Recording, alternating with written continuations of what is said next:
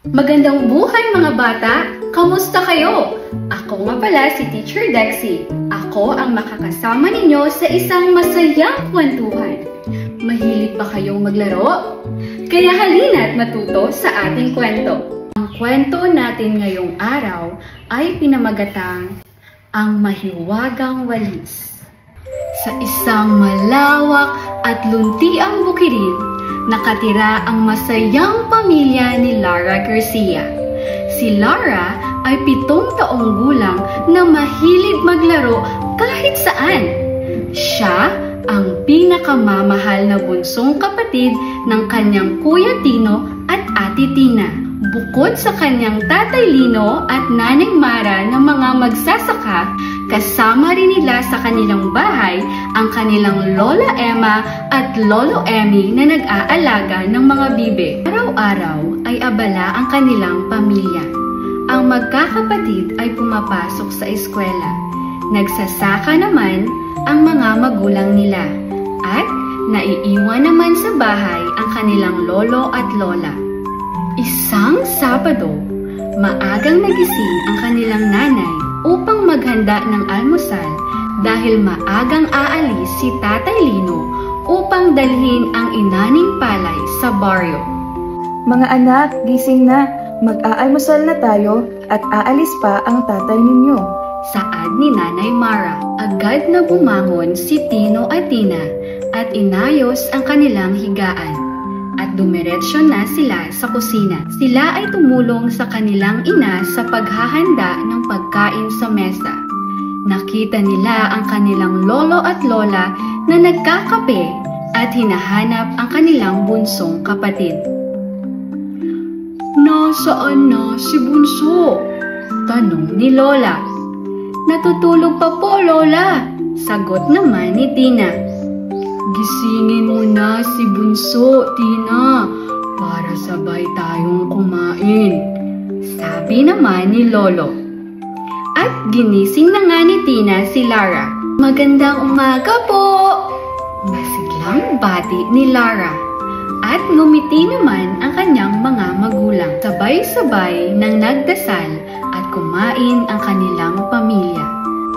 "O siya, aalis na ako mga anak." "Mag-ingat po kayo!" sabay na sabi ng mga anak at humalik sa kanilang ama. Pagkatapos nilang kumain, ay naligpit agad ni Tina ang mga pinggan at hinugasan. Si Tino naman ay pumunta sa bakuran para magtanim. Si Lara ay naiwan sa mesa at umuupo habang naglalaro ng kanyang mga laruan at manika. Lara! Tawag ng kanyang nanay. "Ano po, Inay?" Pakiligpit naman ng iyong higaan. Ang utos sa kanya ng kanyang ina. "Sige po, Nay, mamaya na po. Aayusin ko lang po ang laruan ko," sagot ni Lara sa kanyang ina. Nagpaalam ang kanilang nanay kay Tina na siya ay maglalaba sa balon. Siya ay nagbilin na maglinis sila ng kanilang bahay at bantayan ang kanilang bunsong kapatid. Sinunod naman ito ni Tina. Habang naglilinis, ay nakita ni Tina ang nakakalat na mga basura at laruan ng kanilang bunsong kapatid. Kaya tinawag niya ito para ipaligpit sa kanya. "Lara! Maaari mo bang iligpit ang iyong mga laruan?" Agad namang sumunod si Lara at kinuha ito. Nakangiti ang kanyang ate Tina habang tinitingnan siya na sumusunod. Naisip niya na talagang likas na masunurin ang kanilang bunsong kapatid. "Ay naku! Diyan na muna kayo!" At itinambak ni Lara ang kanyang mga laruan sa magulo niyang kama. Pagkatapos nun, ay pumunta si Lara sa kanilang bakuran. Dala ang kanyang mga candy. Nakita niya ang kanyang kuya na abalang-abala na nagdidilig ng mga halaman at ang kanyang ate na nagwawalis ng napakaraming kalat. Kaya agad umupo si Lara at namulot ng mga dahon. Ano kaya ang gagawin ni Lara sa mga dahon? Sabi ni Lara, "Ate! Ate! Tara ate! Maglaro tayo ng luto-lutuan!" Pag-aaya ni Lara sa kanyang ate. "Mamaya na Lara, kailangan muna nating maglinis para masaya si nanay sa pagbalik niya." Dumating ang kanilang ina. Nilibot niya ang kanyang paningin at tuwang-tuwa siya na malinis ang kanilang bakuran habang ito'y nagsasampay. Nang matapos siyang magsampay, ay inutusan niya si Lara na kunin ang mga hanger sa kanyang kwarto. Subalit, hindi nakinig si Lara. Kaya napilitan ang ina na pumasok sa kwarto ni Lara at bumungad sa kanya ang magulong kama na maraming nakakalat na mga basura at laruan. Paglabas niya ng kwarto, nakita niya rin na madumi ang kanilang sala. Lara, bakit hindi pa naliligpit ang iyong higaan at lalong naging makalat? May diing tanong ng kanyang nanay. Natakot si Lara at paiyak siyang sumagot. Naglaro po kasi ako, nanay. O siya, iligpit mo na ang iyong mga laruan at maligo ka na. Nalungkot si Lara. Bigla siyang tumalikod at tumakbo.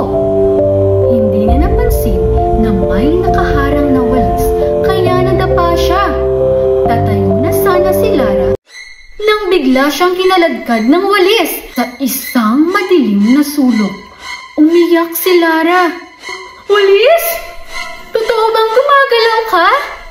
Nanginginig sa takot si Lara. "Nanay! Tatay! Nay! Tulungan niyo po ako! Ate! Kuya!" Malakas na sigaw ni Lara. Wala na ang pamilya mo, Lara! Isang nakakatakot na boses ang kanyang narinig. Nagulat siya nang makita niya na ang kanyang manika ay biglang naging isang higanting halimaw. "Maglalaro tayo, diba? Diba? Maglalaro lang tayo, manika?"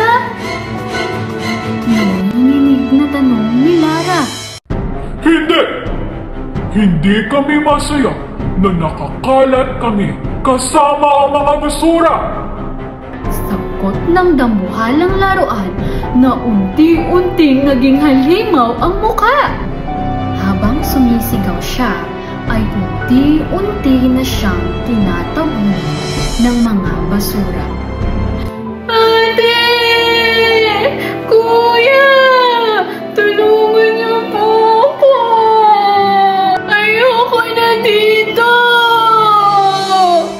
Nakakaawang iyak ni Lara. Biglang may umikot na walis sa kanya. "Maglinis ka, Lara. Maglinis ka, Lara. Tumulong ka."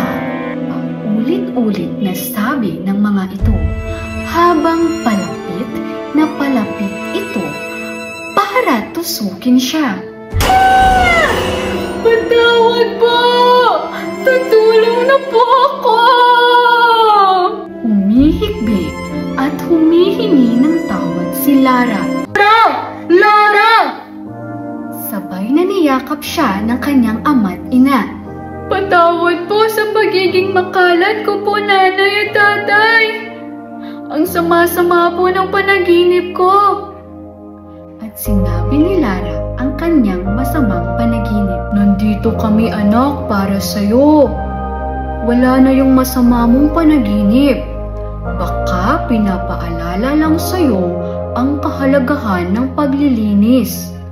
Saad ng kanyang tatay. Kasi anak, mas napapagaan ang gawain natin dito sa bahay kung ang bawat isa ay nagtutulungan. Simula noon, natuto na ang bunsong si Lara na maglinis at tumulong sa bawat miyembro ng kanilang pamilya. Natuto siya na kahit siya ang bunso sa kanilang tahanan, may tungkulin pa rin siyang ginagampanan sa kanilang pamilya. At dyan nagtatapos ang ating kwento. Masaya ba kayo sa ating kwento mga bata? Kung ang sagot niyo ay oo, mahusay! At ako rin ay nasisiyahan. May natutunan ba kayo sa ating kwento? Magaling mga bata! Mga bata, tandaan natin ang mga aral na mula sa kwento. Una, mahalagang tumulong sa gawaing bahay. Pangalawa, mas masayang maglaro kapag tapos na ang ating mga tungkulin. At pangatlo, maging masunurin sa ating mga magulang. Tandaan natin mga bata na palaging ilagay ito sa ating isip at puso para lumaki tayong mga mabubuting bata. Yun lamang po at magkikita-kita tayo muli sa isang masayang pagkukwento. Paalam!